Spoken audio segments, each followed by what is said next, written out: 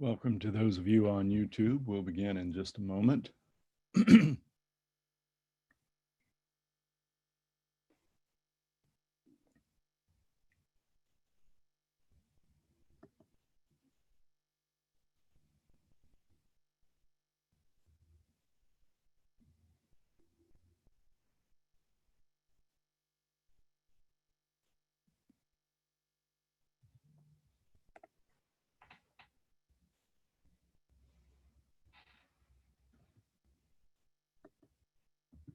Good morning, fellow pilgrims, friends and neighbors. Thank you for joining us this morning on Thursday, August the 27th, 2020, for our daily devotional. I'm very glad to have you join us.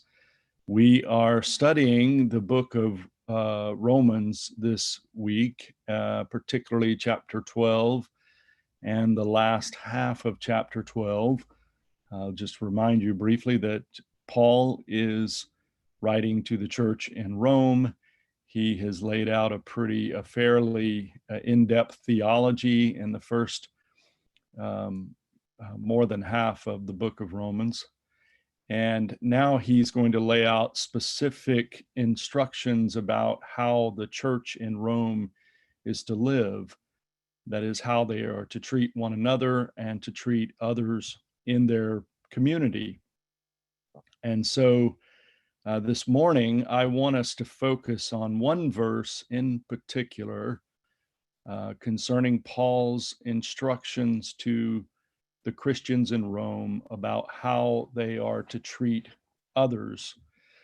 And particularly here, the instructions have to do with treatment of any other person.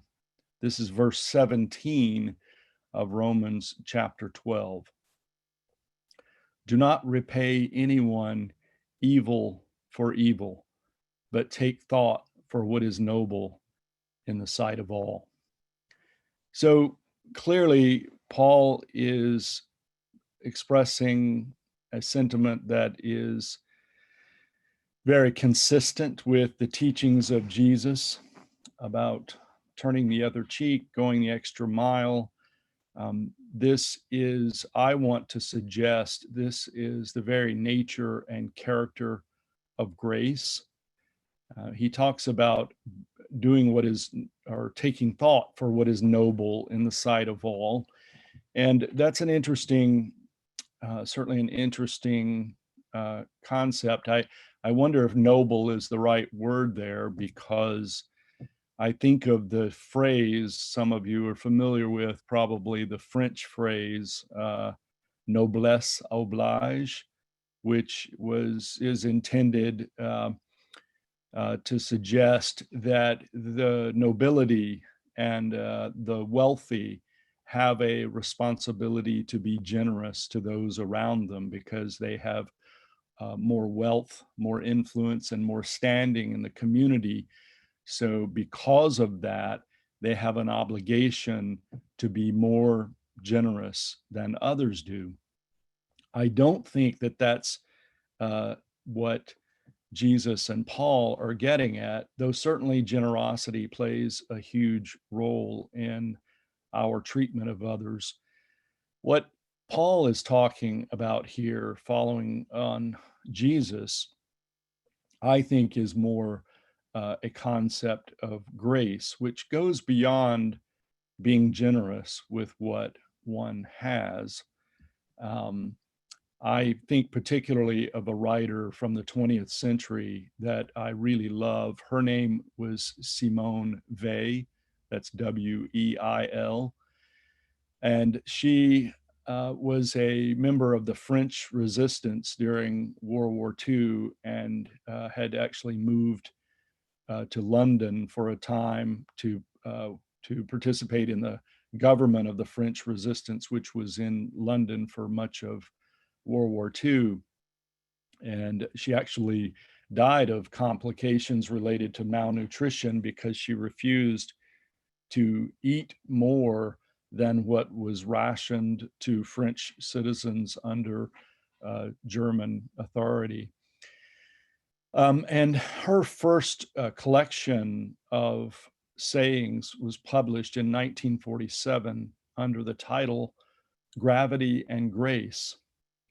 And the reason that title was chosen is because she describes grace in this way. She says that our souls have a natural tendency to respond in ways that are analogous with gravity, the way that gravity operates, that the weight of things and the way things fall off of tables and the way things can roll off a rooftop, and because of the force of gravity. And she says that analogously in our souls, we have a natural inclination to respond in certain ways. And one of those natural responses is to repay evil for evil. And to, when someone says something bad about us, there's a natural tendency to want to say something bad about that person, and on it goes.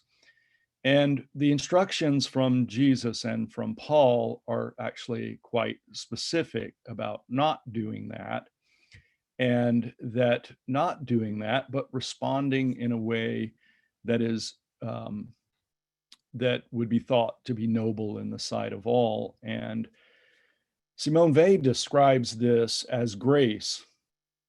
And grace is something that goes way beyond what people would expect or what would be natural in a certain circumstance. So, for example, rather than a person of the noble class uh, giving money to provide for food and for those who are sick in the community, the nobility in the case of grace, I think the nobility, a person in nobility would actually go into the community and serve the community and try to help those who are sick to get well. Anything that goes way beyond the expectations or what would be a natural inclination. This is what Jesus and Paul are talking about, and what Simone Weil, I think, expresses with this phrase, gravity and grace. And so today, I want us to think about ways that we can respond with this sort of grace that is goes completely beyond expectations. Think about how you can do this on Facebook or in social media. Think about how that you can do this in your own family, in your community, how to respond in a way that goes beyond expectations, that is an expression of grace, motivated and fueled by love for God.